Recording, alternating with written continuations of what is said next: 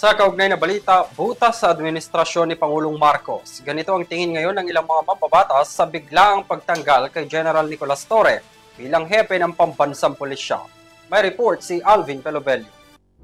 Binatikos ng ilang mambabatas ang naging desisyon ni Pangulong Ferdinand Marcos Jr. na sibakin sa pwesto si Philippine National Police o PNP Chief General Nicolas Torre III sa inilabas na pahayag ng Office of the President na pirmado ni Executive Secretary Lucas Bersamin na kasaad ang pagre-relieve ng palasyo kay Torre bilang hepe ng PNP.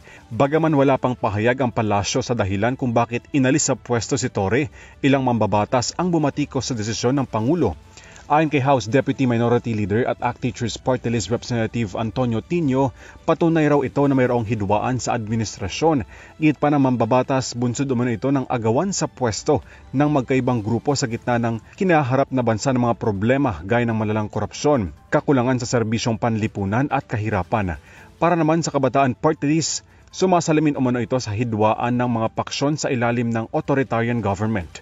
Ay naman kay mamamayang liberal, Representative Laila De Lima, mayroon naman ng dahilan upang alisin sa pwesto ang isang may tuturing na high-performing PNP chief.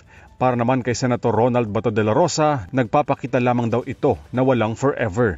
Naitalaga si Torre bilang PNP chief 3 buwan na ang nakalilipas. Para sa EuroTV News, Alvin Pelobelio sumasaludo sa bawat Pilipino.